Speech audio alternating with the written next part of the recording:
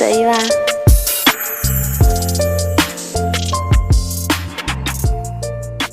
Assalamualaikum warahmatullahi wabarakatuh. Perkenalkan, nama saya Sinti Alisa dari kelas MBS 4G, Program Studi Manajemen Bisnis Syariah, Fakultas Ekonomi dan Bisnis Islam, Institut Agama Islam Negeri Palopo.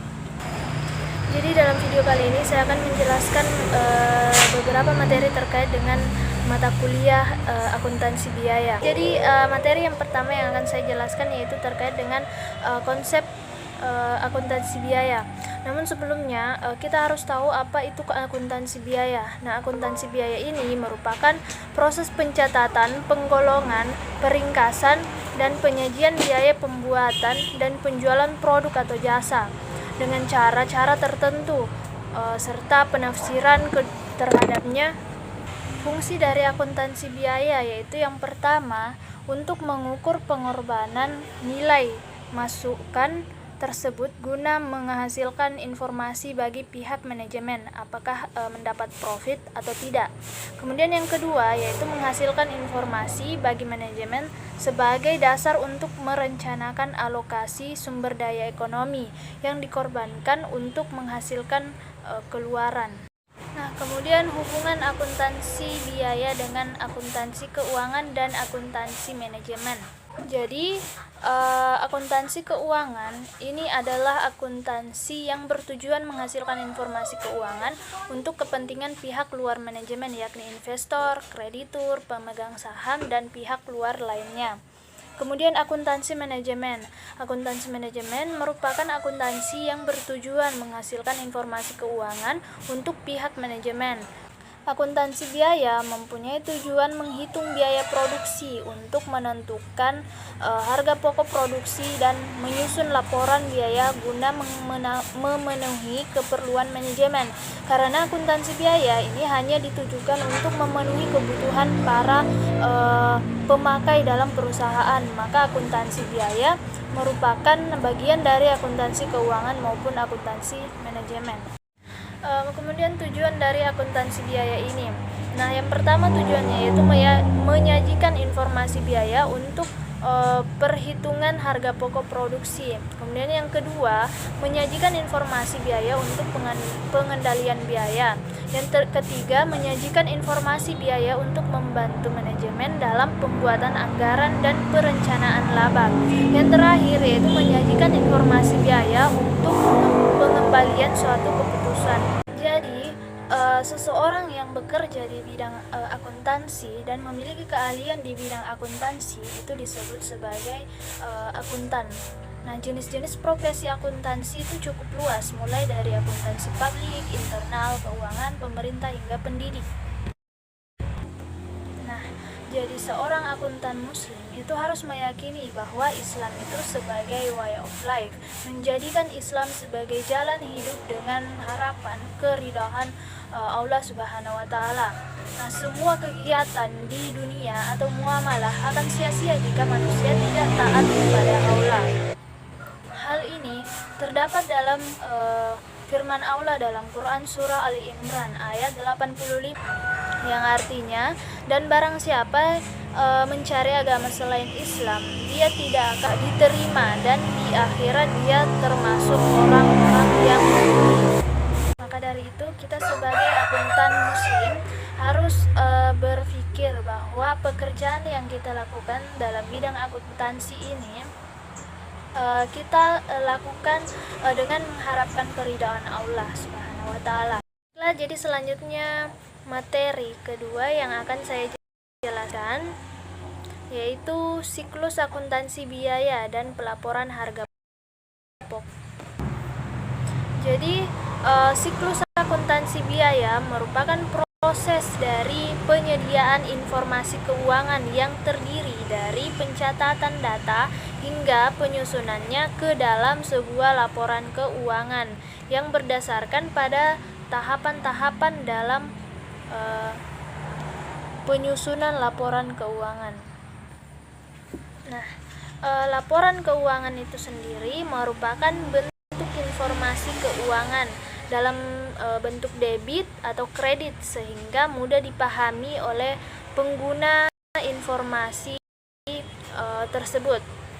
Laporan keuangan itu harus bersifat relevan, mudah dimengerti, serta dapat diperbandingkan.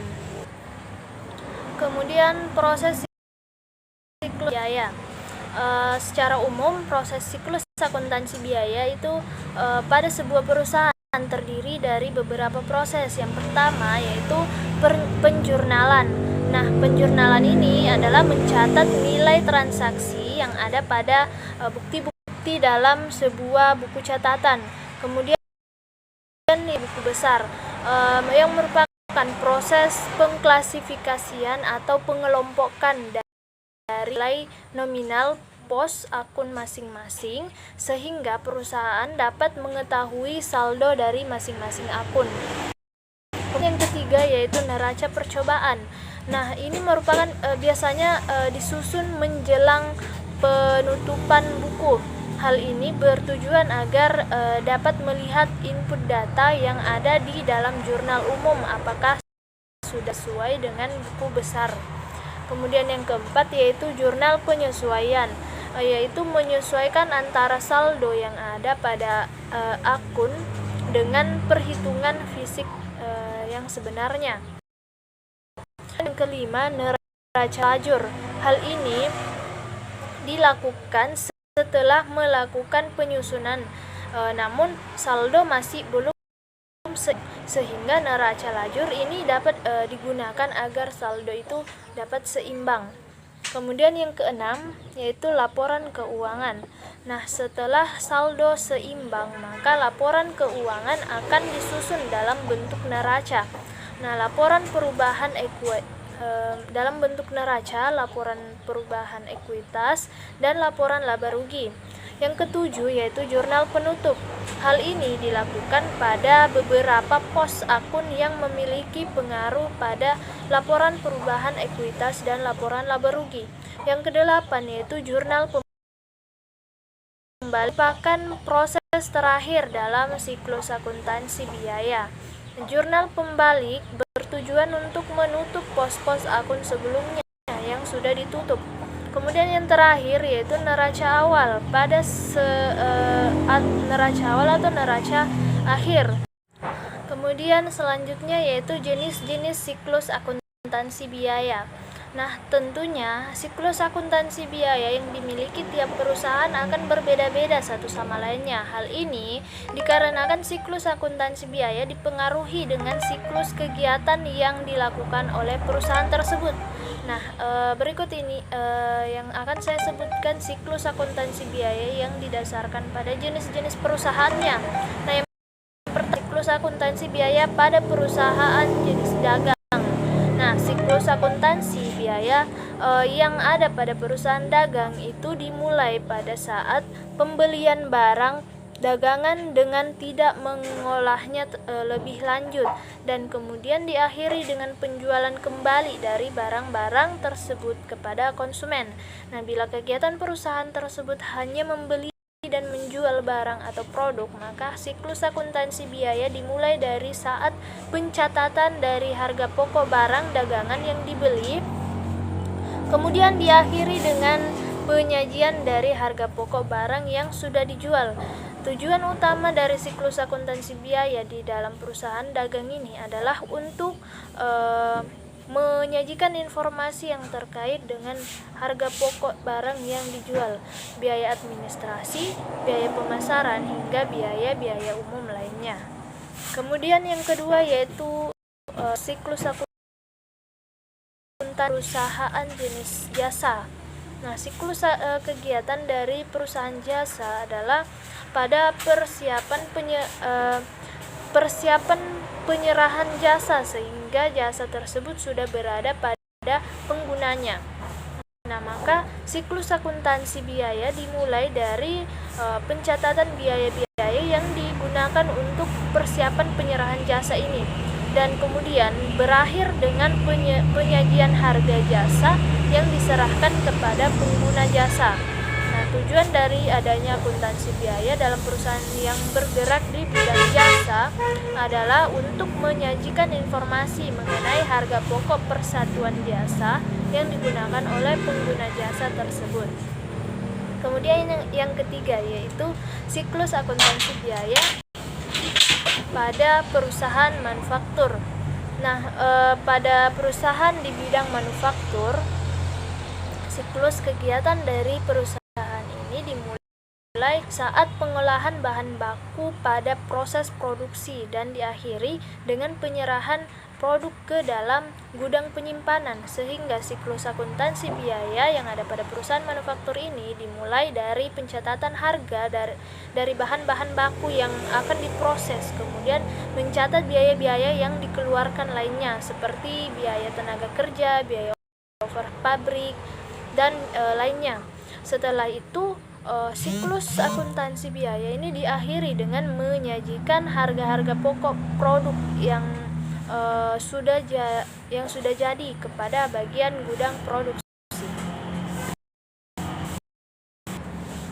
Nah, tujuan dari adanya akuntansi biaya ini pada perusahaan manufaktur ini adalah untuk menyajikan informasi dari harga produk per unit yang akan dipasarkan. Selain itu, siklus akuntansi biaya juga digunakan untuk mengikuti proses produksi dan produk atau barang, kemudian mulai dari memasukkan bahan baku hingga menjawab produk jadi yang siap dipasarkan. Tentunya siklus akuntansi biaya yang ada harus mengikuti. Itulah beberapa materi yang dapat saya jelaskan terkait dengan konsep akuntansi biaya dan juga siklus akuntansi biaya. Nah, semoga apa yang saya sampaikan ini dapat bermanfaat untuk kita semua. Saya akhiri dengan ucapan alhamdulillahirrabbilalamin, dan lebihnya mohon dimaafkan. Wabillahi taufiq wal hidayah. Wassalamualaikum warahmatullahi wabarakatuh.